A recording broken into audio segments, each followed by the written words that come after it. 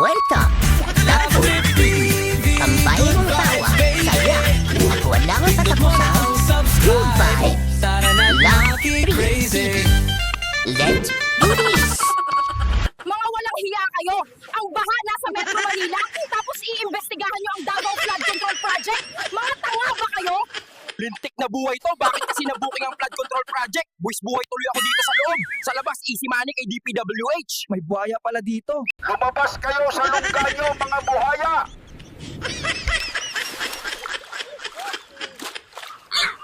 Ngayong araw, tapos na ang problema sa baha. Sir, pero bakit hanggang tuhod pa rin ang baha ngayon? Ayan na!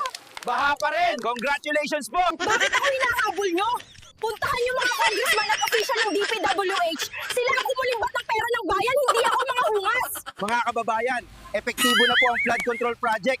Kita nyo naman, bumabagal ang baha. Oo nga po, Kap, bumagal nga, pero pataas pa rin. Wala nang pera sa flood control project, booking na. Magbabaka sakali ako sa mga street lights naman. Baka pumaldo ulit. Matibay to, tested by nature. Sir, parang mas matibay pa yung bahay ng pusa sa tabi. Sir, ginawa namin lahat pero kulang kasi sa semento. Sinasabi ng engineer sa foreman, hanap tayo ng tagong kalsada at gibahin. Olats na, bulsa ko, wali na kwarta, kuha tayo ng project sa DPWH. Ayos, engineer. Ibalik mo ang pera ng bayan, congressman! Paldong-paldo ka sa flood control project! Ubus na ang pera! Bumili ako ng 10 sports car!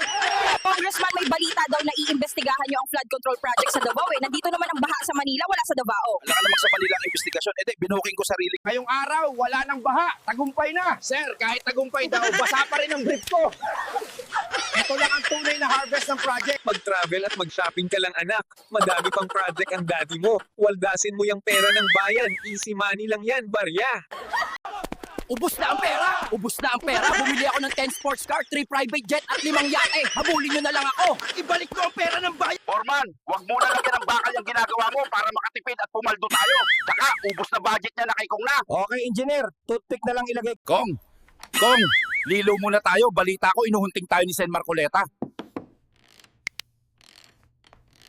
Hoy, laughter friends! Huwag lang manood, sige na, pindutin ang subscribe button! Kong, lilaw muna tayo. Balita ko, inuhunting tayo ng senador. Magtatago muna ako sa Imburnal. Kayo na bahala sa mga buhay nyo. Pare-pareho naman tayong paldo. Ito na ang solusyon sa baha. Controlled na. Sir, parang baha pa rin ang kumukontrol sa atin. Anong masasabi mo sa project? Sakto lang po. Kita nyo, kapag may pader dito, wala nang baha dito. Sir, bakit yung pader nasa gitna ng kalsada? Kailan po matatapos ang project? Matatapos agad basta hindi umulap. Mga kababayan, ito ang world-class na flood control project. Matibay at garantisadong hindi tatagilin. Sir, pero bakit parang mas makatibay pa yung karton sa karinderya? Mga kababayan, wala nang problema sa baha dahil kontrolado na ang tubig.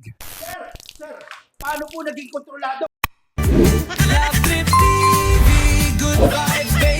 Salamat sa panonood mga ka-last trip hanggang sa susunod na video. Tara na't maki-crazy.